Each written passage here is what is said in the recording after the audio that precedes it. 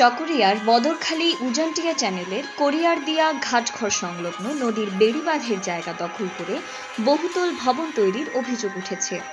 স্থানীয়দের অভিযোগ, কোরিয়ারদিয়া ঘাটঘরের ইজারাদার মাহবুবুর আলম এ স্থাপনা নির্মাণ করছেন। গত এক মাস ধরে চকরিয়ার বদরখালী ১ নং ওয়ার্ডের উত্তর নতুন ঘোনাপাড়া এবিসি সড়ক সংলগ্ন এলাকার নদীতে এই ভরাট কাজ চলছে। নদীর দুই পাড় দখল হলেও প্রশাসন নীরব বলে অভিযোগ এলাকাবাসীর। এছাড়াও এলাকার বেড়িবাঁধের বিপুল পরিমাণ জমি দখল করছে প্রভাবশালীরা।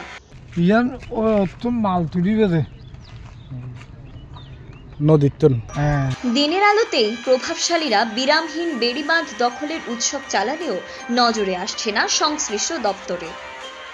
স্থানীয় পরিবেশ কর্মীরা বলছেন, যেভাবে নদীর চর ও বেড়িবাঁধের জমি দখল করা হচ্ছে তা এখনই লাগাম টেনে না ধরা হলে মাতামুহুরী নদীটি ভরাট হয়ে যাবে। এই নদীকে কেন্দ্র করে মূলত পেকুয়া চকরিয়ার অসংখ্য মানুষের জীবন জীবিকা জড়িত, যেখান দিয়ে সমুদ্রপথে লবণ সহ অন্যান্য মালামাল যাতায়াত করে অসংখ্য মানুষ পারাপার করে।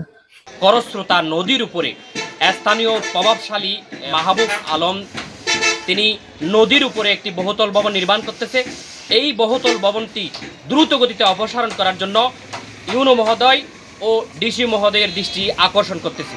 স্থানীয়রা বলেন, কোরিয়ারদিয়া ঘাটঘরের ইজারাদার মাহবুব এবং গোলাম রহমান দোকানঘর ও বাসা ভাড়া দিতে এই স্থাপনা নির্মাণ করেছেন।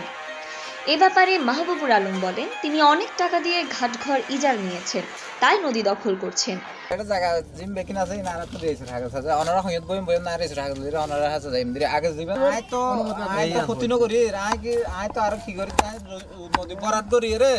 আর বালা কইজন আর আই উন্দি আবার গিয়া মাধ্যমে আজকাল মারি মানে এসকাবাটা রে বড়াই রে ফোরতে কি আমি বানি দি দোন না আর মাথা গেলি চেপে বা আর ঘর আই বাড়িয়া না আর তো জাঙ্গাইয়া না আর মাথা গেলি চেপে দাবি করি দখলদারের বিরুদ্ধে আইনগত ব্যবস্থা গ্রহণের পাশাপাশি উচ্ছেদ অভিযান চালানো হবে বলে জানিয়েছেন কক্সবাজার পানি উন্নয়ন বোর্ডের নির্বাহী প্রকৌশলী।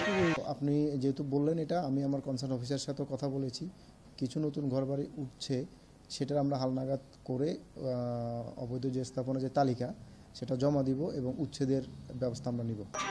চকরিয়া উপজেলার নির্বাহী অফিসার মোহাম্মদ আতিকুর রহমান জানিয়েছেন, ঘাটঘর ইজারা নিয়ে নদী দখল করার এখতিয়ার নেই, বিষয়টি নিয়ে ব্যবস্থা নেওয়া হবে। আমি হচ্ছে লোক পাঠাচ্ছি, তার কি কাগজ আছে সেটা আগে দেখাক। বদরখালী, কোনাখালী, উজানটিয়া সহ বিভিন্ন এলাকার অনেক মানুষ এই নদীর ওপর নির্ভরশীল, তাই নদী ভরাট ও দখলদারীদের বিরুদ্ধে ব্যবস্থা নেওয়ার দাবি স্থানীয়দের। News desk, TTN.